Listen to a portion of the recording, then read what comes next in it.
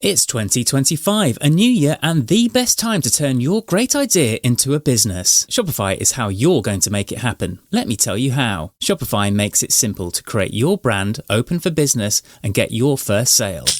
Get your store up and running easily with thousands of customizable templates. All you need to do is drag and drop. Their powerful social media tools let you connect all your channels and create shoppable posts. Established in 2025. Has a nice ring to it, doesn't it? Sign up for your $1 per month trial period at shopify.com/promo. All lowercase. Go to shopify.com/promo to start selling with Shopify today. Shopify.com/promo. Yeah, sure thing. Hey, you saw that car yet? Yeah, sold it to Carvana. Oh, I thought you were selling to that guy. The guy who wanted to pay me in foreign currency, no interest, over 36 months? Yeah, no. Carvana gave me an offer in minutes, picked it up, and paid me on the spot. It was so convenient. Just like that. Yeah? No hassle. None. That is super convenient. Sell your car to Carvana and swap hassle for convenience. Pickup fees may apply.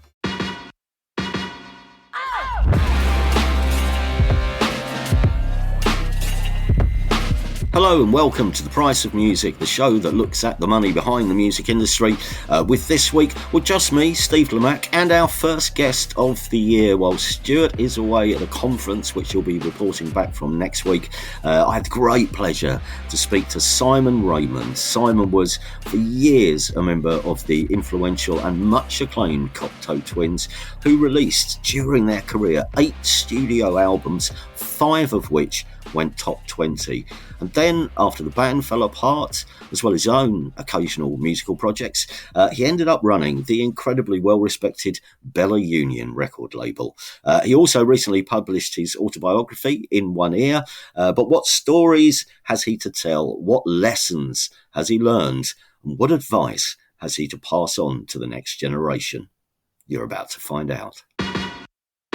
Simon, welcome to The Price of Music. Thank you very much for joining us. Thank you, Steve. Lovely to be here. I tell you what, I have learnt so much about you from your book, some of which we will touch on later. But there are some terrific windows into the music industry and just reminders of the largesse of the music industry, going back to when your band Cocteau Twins first came to the fore in the 80s, including just how much money artists and labels spent on their videos back then. Terrifying. Hard to fathom, isn't it? I mean, I think you mentioned a Sisters of Mercy video. Was it Sisters of Mercy? Yeah, I was thinking whether it was a goth band of some kind, not mine, thankfully. Yeah, I think they spent £2 million on a video. Do you know what I mean? I mean, it just beggars belief. I mean, it wasn't that long ago. I mean, I'm old, but I mean, it's only a couple of decades back. But yeah, incredible. When you think what bands would spend now on videos, maybe like a couple of thousand at the best. Yeah. If you've got £2,000 to be spending on a video now, you're like, wow, we're doing well.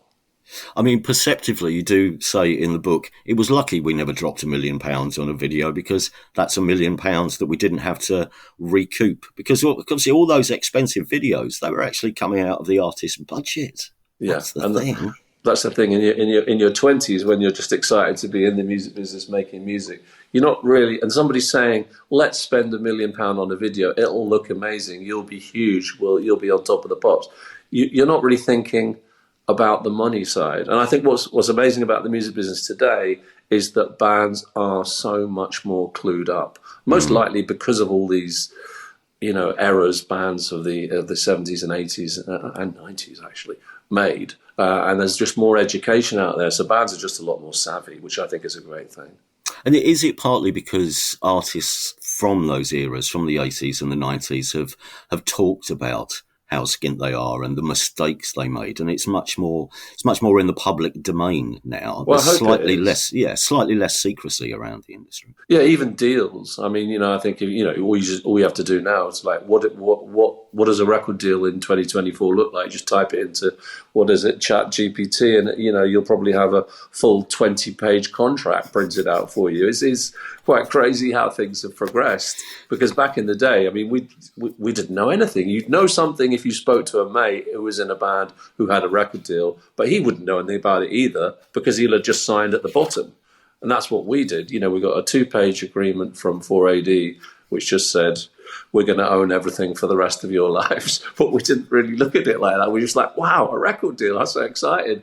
And you sign it. And then only decades later, you're like, oh, okay. Well, I don't think that was the wisest thing to do, you know. I mean, it used to be.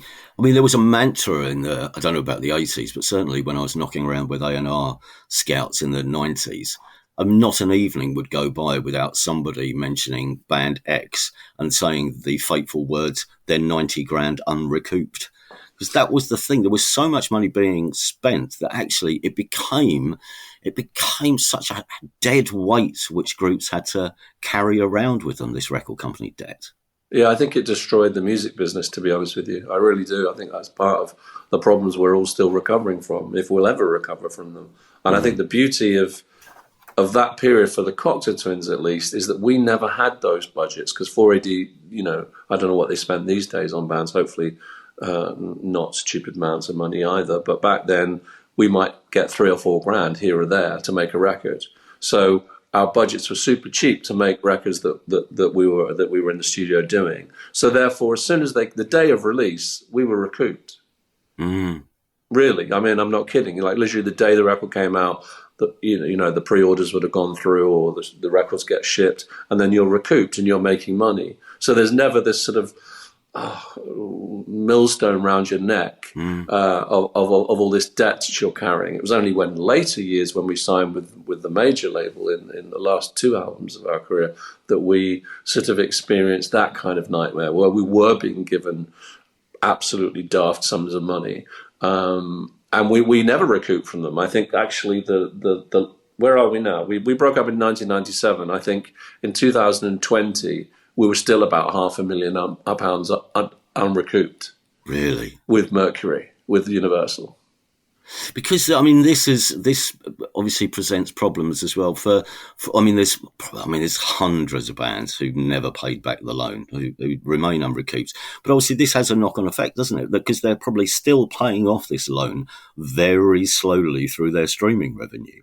That's all. And then you never get the record back, so it's never yours to be able to do anything with, as long as that debt remains, which is the sad bit. And someone else is always going to be controlling those rights. And if they can't be bothered to repress the record or put it back into circulation or re-promote a video or something from that period, then the streaming numbers are going to remain probably quite low. Mm. Thankfully, the Cocteau Twins have had a bit of a renaissance in the last couple of years through TikTok, which has meant that the streaming numbers, mostly the 4AD ones to be fair, but the streaming numbers are just insane. So as a consequence, because we were always recouped with 4AD, there's always checks being paid out, which is just not the case for probably 90% of bands that are working in music today.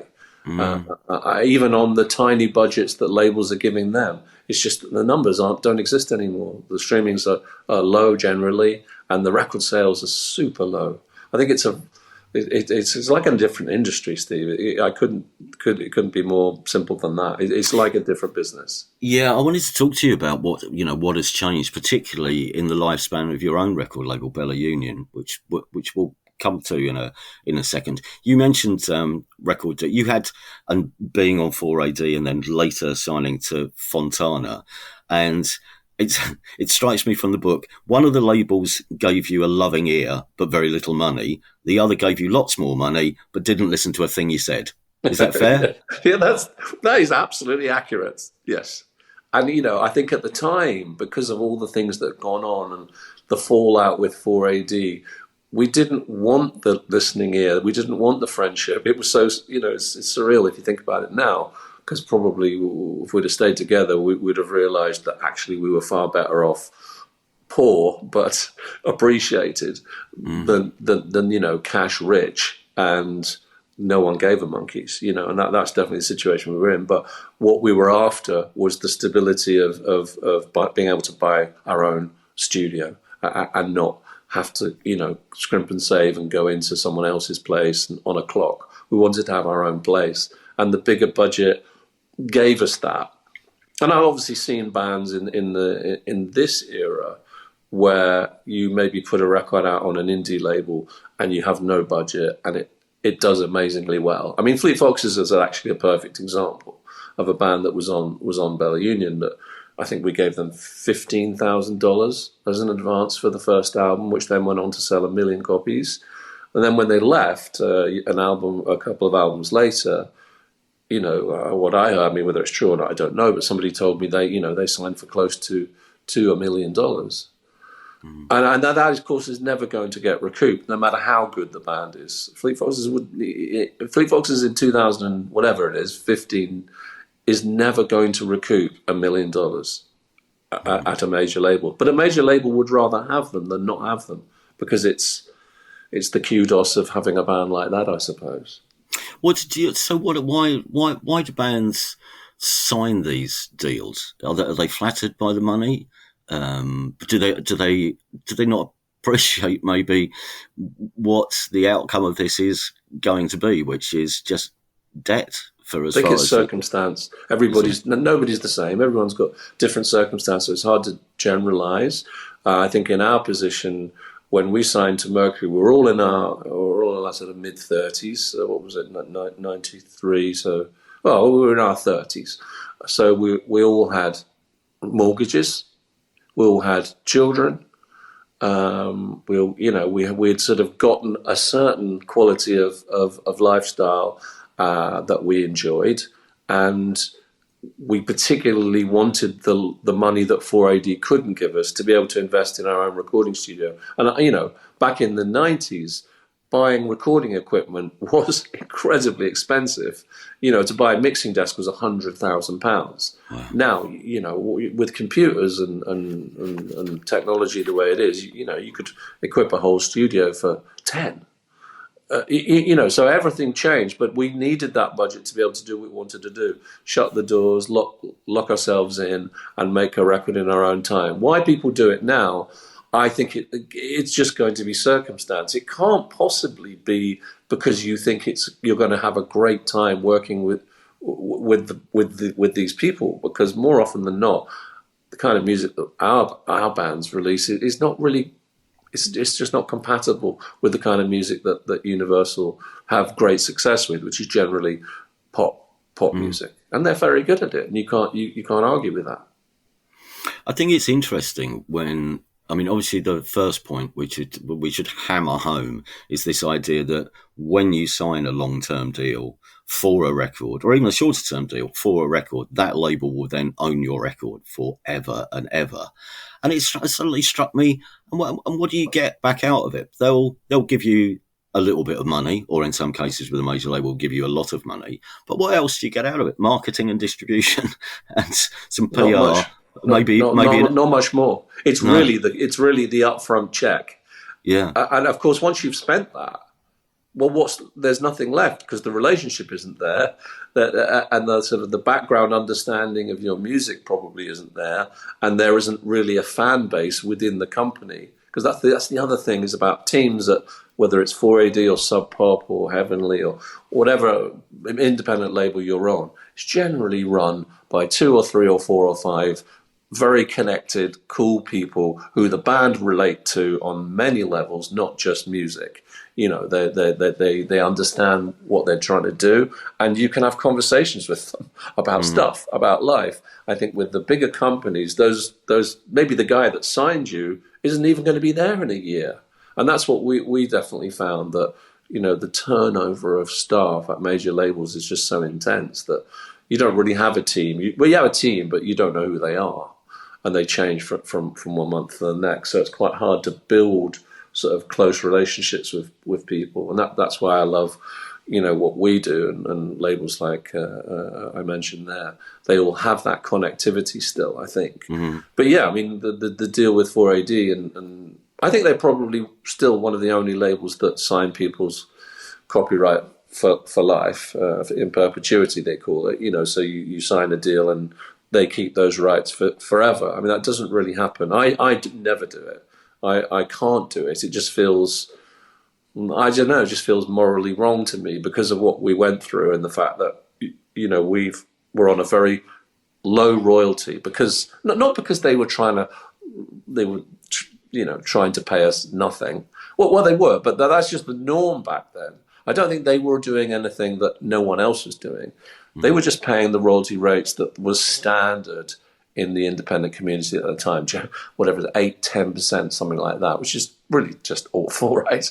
And now we're not on that royalty rate anymore, but years have passed, and whilst they still have the rights and will have the rights forever, we've negotiated better terms for ourselves because we're on great terms with 4AD these days, for obvious reasons. There's no point fighting with people just for the sake of it. You all grow up and you have to build those relationships to ensure that they pay you the best thing. If you accept that you're never going to get your rights back, you may as well work with the people who have them to get the best end result. And currently that's sort of working. So going back, so you're in the Cocteau Twins. You have a decent level of success, but even after 2 or 3 top 5 albums, you talk in the book about having the bailiffs at the door and having maxed out all your credit cards. And I think that's something which, as you say, people are more aware of that now. But we never realised that some of the musicians that we loved, that we read about in the music press, were so skint a lot of the time.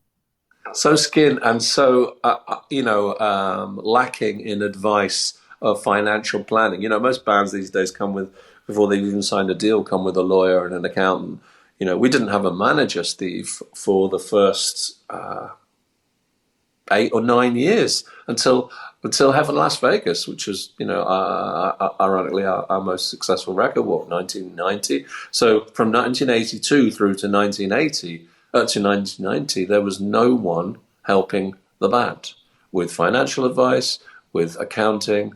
So we were just stumbling through blindly, thinking we were sort of untouchable, doing well, going on tour all the time. But then all of a sudden, when the knock on the door and the tax man is like, guys, you owe us like £150,000 or whatever, and then the VAT man is saying the same thing, you suddenly have to wake up and realise that, yes, you have done very well for yourselves, but you actually haven't paid any tax or any VAT, and you need to do these things.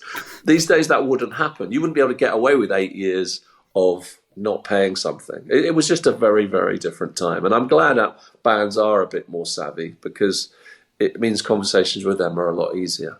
Mm. I'll come to deals, which the sort of deals that you do with Bella Union in a second. Just to finish the Cocteau's story, though, because I haven't quite got to, I've just got past the bit in the book where you've signed to Fontana. You've been wined and dined, signed to the major. The relationship between band and label sours quite quickly.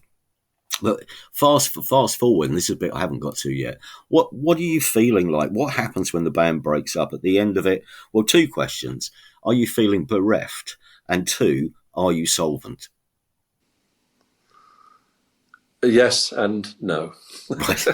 So, I mean, listen, the actual final death knell was much later than probably one would have imagined, given that the main 2 protagonists in the band, Robin Guthrie and Elizabeth Fraser, who were a couple for, a large part of the band's history, they broke up just after Heaven Las Vegas. Yet we stayed together as a band for 2 more albums, so like 91 through to 96. Now, 5 years, quite a long time to carry on being in a band with your long-term love partner, right? It's unusual, and it certainly was strange for me being in the middle of it. That's definitely, and I do talk about that quite a lot in the book. But yeah, the breakup was painful in the sense that, well, the physical, the romantic breakup was obviously very painful for everybody. But then the band breaking up when Elizabeth decided she couldn't continue with the Cocteaus anymore, whilst I probably, half of me was like, oh yeah, I totally see that. I'm not at all surprised. I'm still, of course, bereft because I don't have this band anymore that I'd thrown all my energy into keeping together. And really, it was the only thing I think that all of us had that made us happy. Everything else kind of was just a mess. But the music part and sitting in a room writing music with them was really pleasurable for all of us, no matter how grim all of the other stuff were with the drug problems and the financial problems and all the other nonsense going on. It was actually the music was still great and we still really enjoyed it. So the feeling bereft was I don't get to see my these friends anymore, and Elizabeth's going to go off and do her thing, but now I don't have this musical support system anymore. What am I going to do with my days? And financially, well, we were an absolute mess because the studio, as you mentioned, was going went bust, and we became bankrupt. All the equipment from the studio, which we'd spent the last 5 years accruing and accumulating so that we could make these beautiful records, it all went in the back of the van and was taken off by the receivers, leaving us with literally nothing. But, I said it in the book probably that it is quite liberating in a way, losing everything. We talk about this at a time when we have to be careful. People are losing their homes and stuff in California. So there's no comparison. But certainly in terms of losing all your gear, your guitars, your amplifiers, your desk, your tape machines, all the things that your equipment to make your music on was quite a shock, but at the same time quite liberating. Because I'm the kind of guy, Steve, who's just like, okay, this isn't great, but what are you going to do about it? You just got to get up in the morning, crack on with it, and move forward. There's no point wallowing in self-pity. Just get on with it. It is what it is. It's not great, but, there's worse things going on in the world. And that's always been my attitude to pretty much everything. So I wasn't, bereft about it all for very long. I just thought, okay, what am I going to do? Record label, we'd started it to put some Cocteau Twins records out. Well, now that's not going to happen, but we can put something out at least. And that's what happened. And yeah, sure, I didn't expect to be sitting here talking to you 27 years later about a record label that I'd never intended to have. So it is the irony isn't lost on me. Wow. What's up? I just bought and financed a car through Carvana in minutes. You?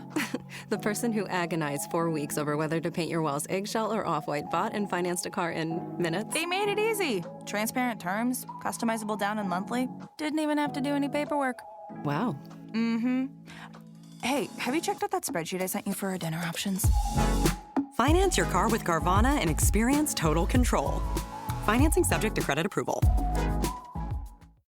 The Apple Watch Series 10 is here. It has the biggest display ever. It's also the thinnest Apple Watch ever, making it even more comfortable on your wrist, whether you're running, swimming, or sleeping.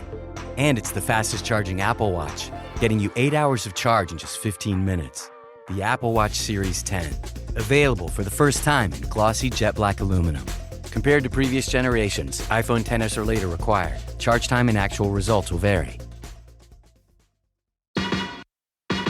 What were the early lessons that you learnt then, being on the other side of the record label office, being the man behind the desk? If you had a desk, I don't know. Never had a desk. Never had. Still don't have a desk. No, I'm the only person that doesn't go into the office. Really don't have a desk. Even at Deceptive, they got rid of it. We had an office in the Strongham Studios in Shoreditch for about 7 or 8 years, and I did have a desk there when we moved in. Well, somebody erected me a desk, and there were some things on it, and I probably went in there a couple of times. But then I think after about 7 years, I went in there, and I was like, where's my desk? And they went, what are you talking about? You're never here. We got rid of it. I was like, oh, yeah, fair enough. But no, okay, so you start off. And what are the lessons that you learn very quickly, if you learn anything? But I imagine you must make some mistakes which you learn from, and looking back, you can see how the label starts to evolve.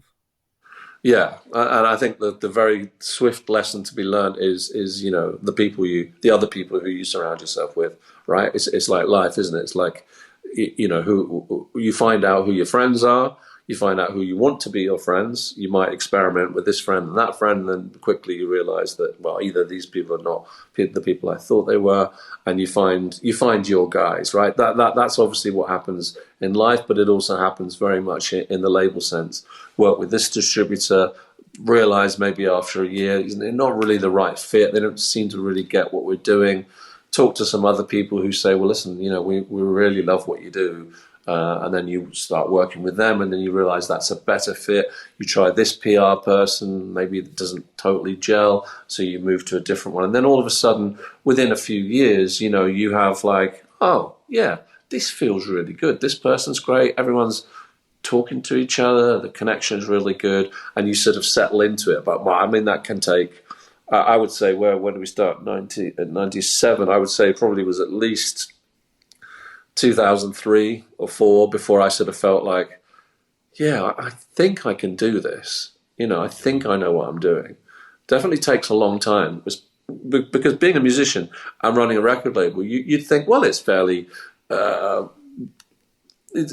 transmutable skills. I can go from this thing and do. They're so different, man. I can't tell you. Being in a band is like a piece of cake. You just turn up, muck about, do your parts, go home, light a spliff, go off on tour. There's so many great parts in being a musician. Being a record label is really, really tough. You've really got to make some tough decisions there and be careful with your money. The money, obviously, if you think about it, if I've got £100,000, right, as my label fund, just as a hypothetical number, and I sign 10 bands for 10 grand each, okay, that's the 100 grand gone.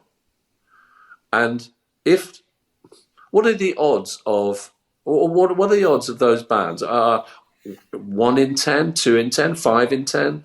How many of them are going to go on to make money, let alone recoup? So that's the conundrum, and you're always going to have running a label is, I've got to get it right more than I get it wrong. And that's always been the conundrum, because if you do 10 at 10 grand each and you spunk £100,000 and none of them take off, well, then you're out of business, right? Mm. This slightly reminds me of your terrific anecdote in the book about your visit to a casino in Las Vegas, but I'm not going to spoil it for everyone because that's one of the highlights from the book. But it does bring home what you're doing, which is every time you're gambling. And there's the same with the roulette wheel. There is no system to this. Every time you put some money on a band, that's a gamble. Yes, and like gambling, there are probably some tricks and tips that you can adhere to that gives you slightly better odds at a return. But actually, roulette is not one of them. Roulette has the most difficult odds to win your money back. It's impossible. So you can only go on instinct. And of course, if you stick at it and you're just chucking chips onto the table on any number, you're just going to lose it all. And the thing about casinos is, in America anyhow, the booze is all free. So if you're just there having a great old time and somebody's coming up with, free Jack Daniels all night long, you might be doing all right at the start of the night, but chances are by 3 or 4 o'clock in the morning, because there's no windows. The other thing is you have no concept of time at all. But the thing it's like the music business. I was going to say, you've just described the music business in the 90s very succinctly. Standing in airless rooms, record company people being given free drinks, and just willy-nilly, on a whim almost, or on one good review in the NME, deciding to throw 100 grand at a band because apparently it's happening in Camden for them. And that's the 90s, right? I think that's why I was sort of initially attracted to it and then horrified by it once I'd lost all my money. Let's talk about deals you do now. I mean, so point one, you don't sign a record or an artist's record in perpetuity. So No. what do you do? You do deals between what, about 7 years and 15 years? Is it somewhere within that bracket? And then the record goes back to the artist. That's exactly right. So with Fleet Foxes, with Father John Misty, all of those deals that we did around sort of 2008 to 10, that was the standard actually for sort of indie deals of 7 to 10 years. And that's generally where we go. Obviously, if a band wants a bit more money than you would ordinarily give a brand new band, and maybe they want 2-album deal rather than 1, or 3 rather than 1, then you might want to extend those rights a little bit, maybe 10, 12, 15 years. Because you have to think, how am I ever going to recoup this? And if I'm going to recoup it at the rate of X pounds a year, if I'm giving somebody 100 grand for 7 years, that's a heck of a gamble that you're going to get it back in that very short period of time. Because let's face it, most records sell in the first few months these days. The first few weeks. Things are changing so fast, man. I can't tell you. Even a couple of years ago, it seemed like a record release had a lifespan of at least a year. Now it feels like for some bands it's a couple of weeks. It's so grim how things have changed. So that's the biggest takeaway. How would you structure a deal then? So do you think, do you estimate what a record will sell and then backwards do the maths from there? So if I'm going to I'll sell 3,500 copies of this album in the UK, maybe more around the world. How much is that going to bring in? Then this is how much I can offer. You have to do that to a degree, but maths is not my strong point, and I'm, whilst I do the sums to work out what the sort of bare minimum is, it's pretty obvious. But if you absolutely adore a band and think, and the lawyer comes in and says, well, we want this, and this number is twice what you were planning on offering them, then you've got to have a conversation with yourself and work out whether you are going to take this much now larger gamble. Because as you said very succinctly, it all is a gamble. Whether you're giving somebody 5 grand or 25 grand or 100 grand, it's all a gamble. So you have to sort of make educated guesses. I don't like giving new bands too much money, and I say that not because I don't want them to be comfortable, it's because I don't want them to be in debt. And I say, look, if you've already made the record and spent the money, then why are you taking an advance? Tell me, and if it's a good answer, I'll absolutely consider it. But if you're just going to pocket it and go on holiday with it, then I don't really want to give it to you, because if you already made the record, then why wouldn't it make more sense to you to be at sort of zero with your record label, and then in 6 months' time, I'll actually be giving you royalty checks rather than saying, yeah, well, you're not going to be earning anything for several years because you're still so unrecouped. And the problem with the music industry today is that labels do give in to the larger demands of the lawyer or the manager and pay out the slightly larger advance. They do find themselves, because very few first albums, very few debut albums do great, right? They just don't, because the temperature isn't there yet. The momentum hasn't picked up enough. Of course, there's examples contrary to that, English Teacher or whatever, but I'm sure they'll tell you they're still heavily unrecouped. I don't know, because I don't know what they got. But, generally it takes a long time to get up and running and get sales going and the money coming in. So why would you want to put yourself under pressure so that at the end of the first album cycle, when you had to start having conversations about album 2, and can we get an advance for album 2, so many labels are looking at their balance sheet at that moment and going, yikes, we spent 50 grand on that first record, not just on the advance, but on the marketing and the vinyl and the this and the that and the press and the radio. We're 50 grand in the hole right now. If we give them another 50 grand, when we're so unrecouped. They're going to be 100 grand unrecouped. Do we believe this band is actually ever going to make that 100 grand back? And that's sort of where the industry seems to be at for me. The majors don't care because they've got the money to just it not matter if they're spending 30, 40, 50 grand. But small labels like mine, you can't do that because you're going to be out of business. I mean, that's interesting. There's two things off the back of that. I mean, one, I think some of the majors, particularly some of the ones that are consolidating, they are getting back to that point where they've seen how much they have spent. I mean, I won't name the bands, but if you look at some of the signings over the last few years, say to Island Records, and a lot of money's been spent. And these bands, on the face of it, have done pretty well. They've had top 5 albums. But obviously the balance sheet, doesn't look good. No, and so bands are getting signed and getting dropped again, like happened in the 80s. The other thing I must mention is, I mean, amidst the chaos of the 90s, when I was co-running Deceptive Records, and obviously, at the time, people were just coming up with fanciful numbers of, what cash do you want to sign? And it almost became an ego battle. Well, if they've signed for 50 grand, we want 60 grand. And then the next thing the Blue Tones are worth 100 grand all of a sudden. And amidst all this, we signed the punk band Snuff. And I remember going to the pub with Snuff because we were going to talk about money.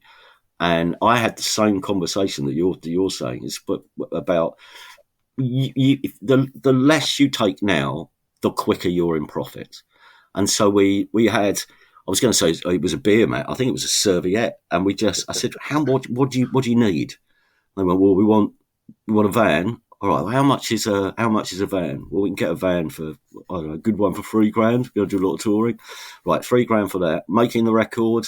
Then you got to pay yourself for this amount of time. And it all totaled, it came to, I think, £20,000 or something.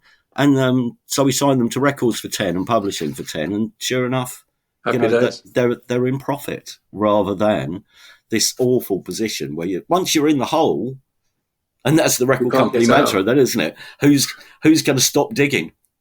Well, that's the big conundrum for bands is there is a number for most bands who are up and coming where they might realise the deal is terrible in terms of the length that the record label would keep it, but sometimes that number is too tempting. Back in my day, it was around 30 grand. So if a band got offered 30, they might buy a major or a sort of pseudo major. They'd seriously consider it rather than do a little indie deal for 5 grand or 10 grand with a label like mine, because 30, we could buy a car, we could buy a van, we could do this, we could do that. It's not going to change your life, but it's going to make the next year or two of your band's career a little bit more comfortable. And I found that with publishing deals, actually more so than record deals, 30 was the thing that would get them out of bed.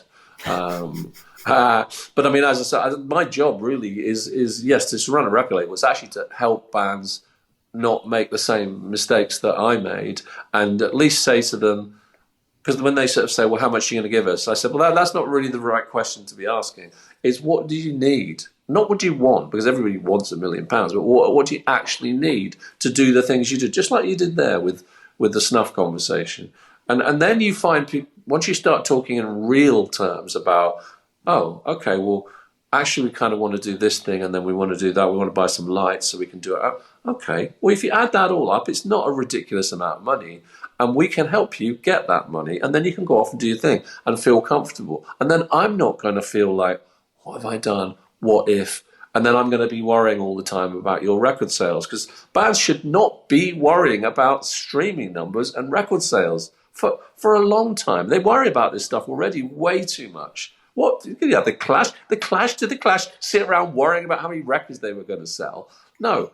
Well, not in the early days. So probably when they signed to CBS, they always got to do. Probably when they were getting stupid money, they did. But that's how I look at it. Just don't give bands too much, because then they'll get dropped. It's an easy way to get dropped. The interesting thing, thinking about some of the things that you're saying, is, you were a musician, you ended up starting a record label, but the characteristics of running a record label, you have to be so many things, including now you're part financial advisor.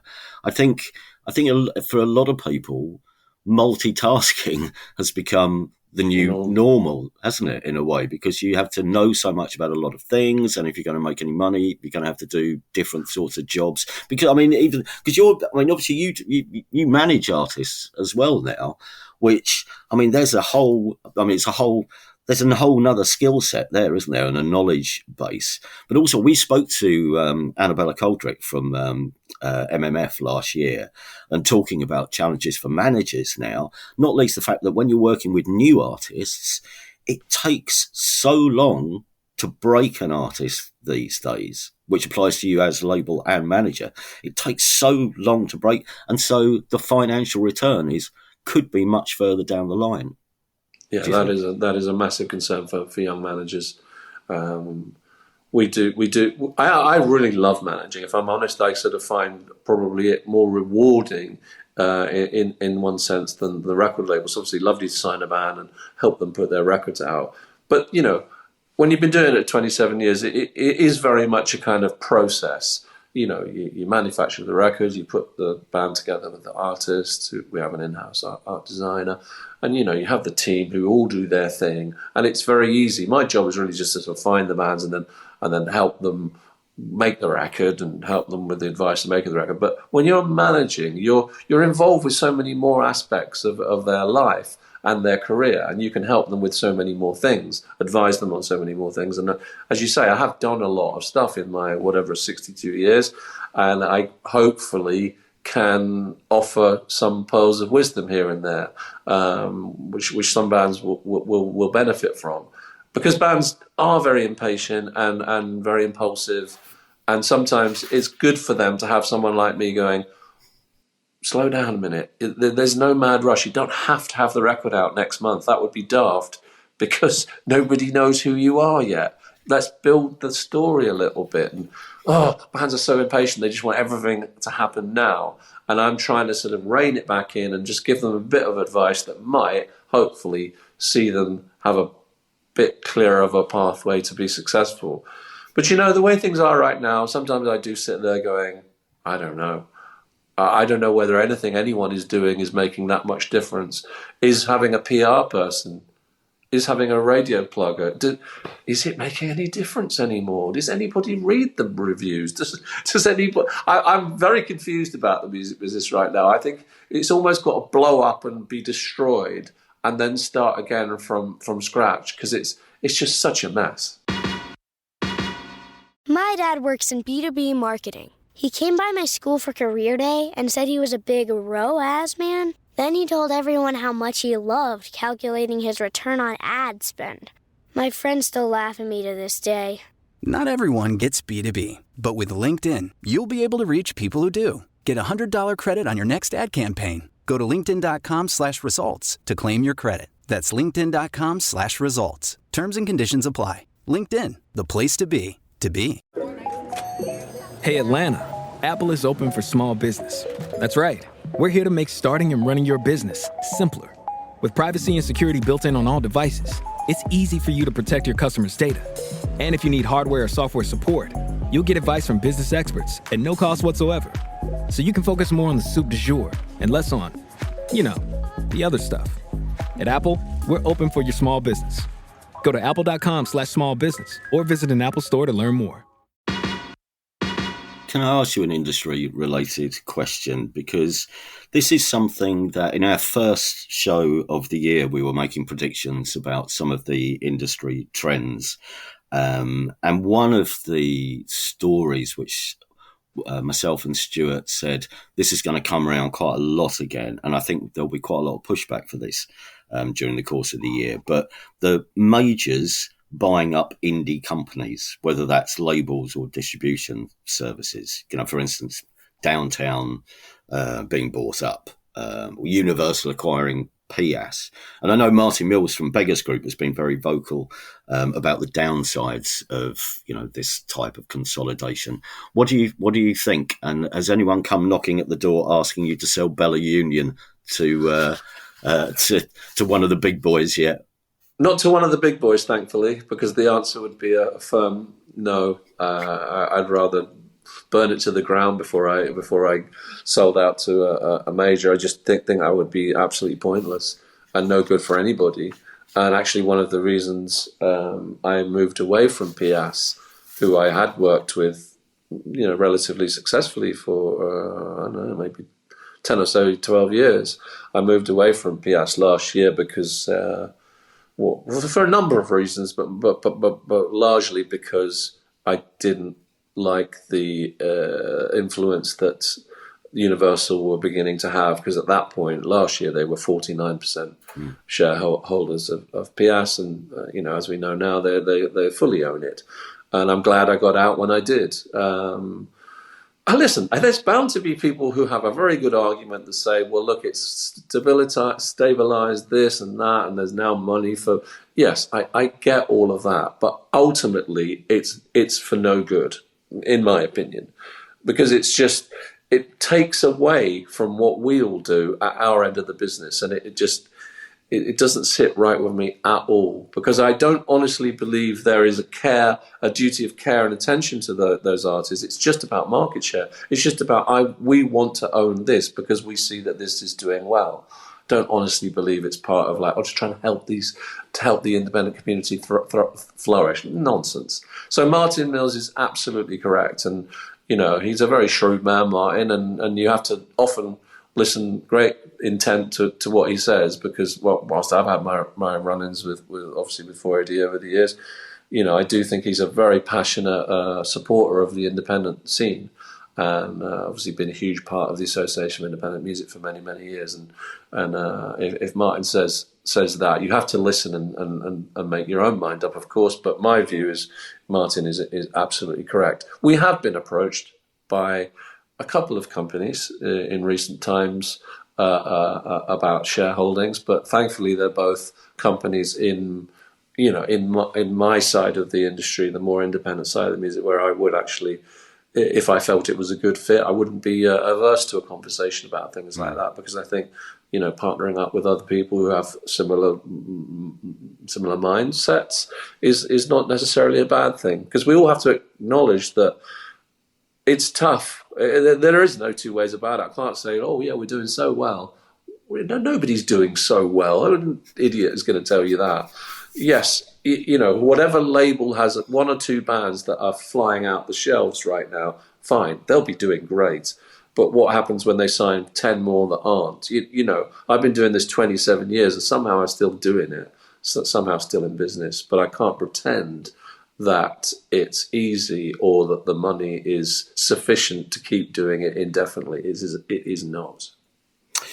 There is one more thing from the book which I liked, because it suddenly struck me that your life has come full circle, and it's another string to your bow, is that for someone who worked in the old Beggars Banquet record shop, managed various branches of Our Price Records, now you've got a Bella Union shop.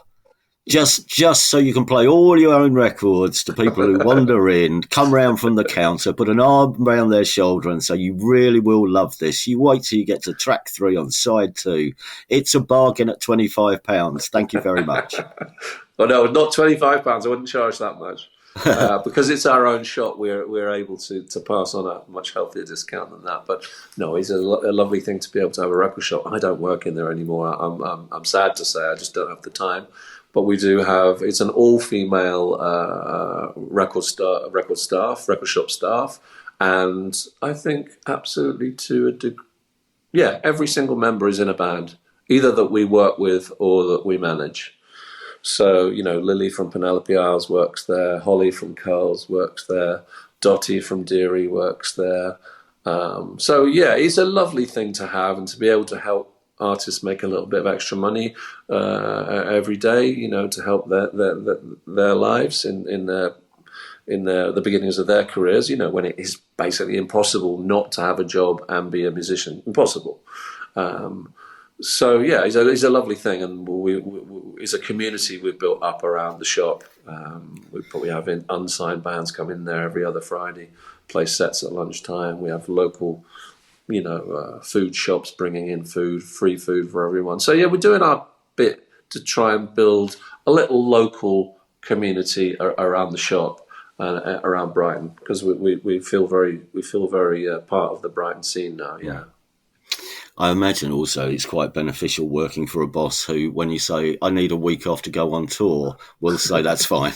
Yeah, exactly. Yeah. Anytime you want. It's absolutely fine. Yeah, thankfully there's enough people to step in and pick up if someone does do that. And having staff at the label who are musicians can be tricky, because the label staff, you really do need them to be there kind of all year round. You can't have, you couldn't have the art designer going off and going off on tour for a month at a time. But the shop is fine. And what will the Bella Union shop be selling this year? What records have you got coming up? Is it going to be a busy year? Do you set yourself any limits on the amount of records you put out per month or per year? Because if you put too many out, you're basically, you're cannibalizing your own market, aren't you? You will never. There used to be a thing amongst radio pluggers. It doesn't happen now, but there used to be a thing. You never had two records out in the same week, because you would be, and I quote, plugging against yourself. And in the same way, I suppose you don't want records coming out at the same time. So that's a lot of questions. What have you got? No, it's a great question, actually, because it is one of the things I have been accused of in the last 10 years, is just putting out too much stuff. And I think when you're sort of an enthusiast, it is very easy to sort of go see some bands, and you meet the band, you fall in love with them, you make friends with them, you have them around for tea, you're like, we've got to work with these guys. And then you sign them and you make the record, and then you go and see another band, and then you sort of do the same thing over and over. And then I present them to the other people at the label, and everyone's like, these are great. But mate, can you just stop for a little minute? Because we can't deal with all of this amount of bands. So we did have some serious conversations. Well, really, the staff basically sort of got me around the table a couple of years ago. It's just said, look, we just got to slow down. We don't have the bandwidth to cope with all of these records, because we were probably doing, generally maybe two or three a month, and now we tend to just try and do one, or at worst two a month, and occasionally maybe it will be three if it's a busy month, because you can't release a record every month. But certainly one at the beginning, maybe one at the end, to give. I'm just gonna let the cat out. Sorry. That's the cat auditioning for a record deal. So.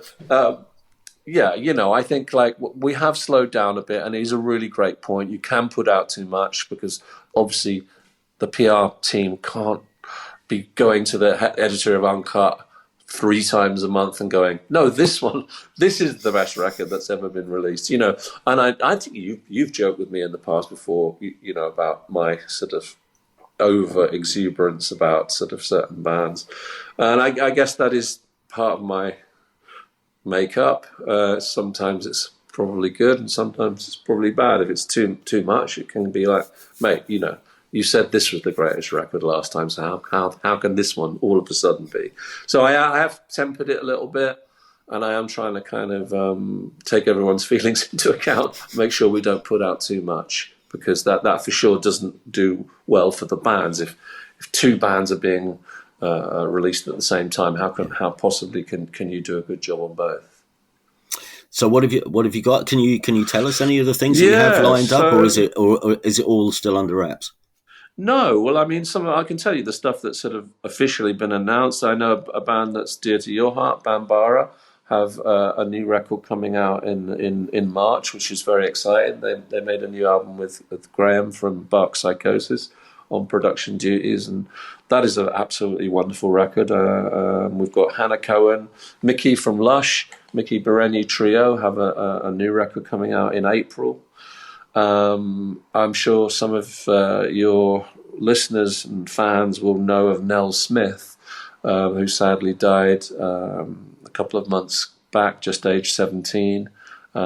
She made the record with the Flaming Lips, the Nick Cave covers that came out a couple of years ago, and she tragically died in a car crash back in November. And she had finished a record that she'd made with the Brighton band Penelope Isles, who I manage as well as release on Belly Union, and we've finished that record, and with her parents very much involved in the whole campaign.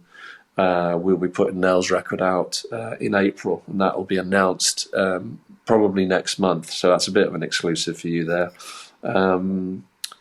We've got an album by Sally Potter, who's a film director. We've got a new Ezra Furman album coming soon. We're working with Mark Riley and his old mates from The Fall, releasing a lot of their live tapes and live recordings that we're putting together, and new BC Camplight record I'm sure will be coming later this year too. So a lot of the same, same names, and then some brand new ones to throw in there as well. Certainly enough to keep you more than busy, I would think, over the coming year. It's been absolutely fascinating. Thank you so much, Simon. All the best for 2025, and I'll see you at the gig soon. See you at a gig soon, mate. Take care. Simon Raymonde talking to us this week. By the way, if the microphone sounds different, I broke my microphone just before we sat down to do that interview. So I'm getting a new one for next week. Anyway, thanks once again to Simon for putting aside some time for us. As I mentioned, his book In One Ear is available now in hardback, or there's an audiobook version read by Simon himself, which I'm enjoying a lot. Thank you, Simon, and thank you for listening. If you have enjoyed this episode, please do subscribe to the show in your podcast app and give us a review and a rating if you get a chance. That'd be much appreciated. Alternatively, you can support the show via our Patreon page. Just go to patreon.com/thepriceofmusic to find out more. And finally, if you have a question about the role that money plays in the music industry, anything really which you're interested in, from publishing rights to royalties, from ticket sales to touts, just send us your questions to thepriceofmusicpodcast@gmail.com. Till next time, take care, everybody. Ta-ra!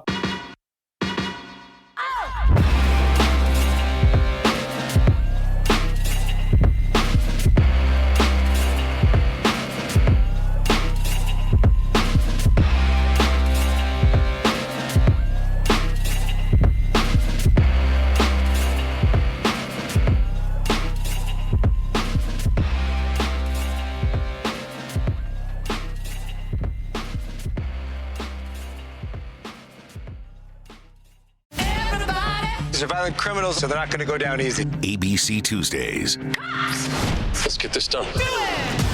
The Rookie is back. We have 2 new rookies starting today. Howdy. Being a cop is stressful 24/7. Every year on the job is different. And Training Day. We have a serial killer at large. Never ends. We need an ambulance! The Rookie. All new Tuesdays on ABC and stream on Hulu. What's the difference between DIY and doing it yourself? It's the difference between a part-time passion and a full-time business. Wix gives you the power to turn your passion into a moneymaker. With a website that fits your unique vision and the business tools you need to succeed. Let your ideas flow with AI that guides you, but keeps you in the driver's seat. Manage your business from one dashboard and keep it growing with built-in marketing features. It's time to turn your daydream into your dream job. Do it yourself. Go to Wix.com. What you're hearing is Hardie Fiber Cement Siding living up to its reputation as the siding that helps resist weather damage, no matter what Mother Nature throws its way. James Hardie knows how important a reputation is, especially when you're a home builder. That's why Hardie products withstand the elements better than wood-based siding, with styles to match their strength. Because when home builders work with us, we deliver our best so they can look their best. Protect your reputation with exterior products by James Hardie.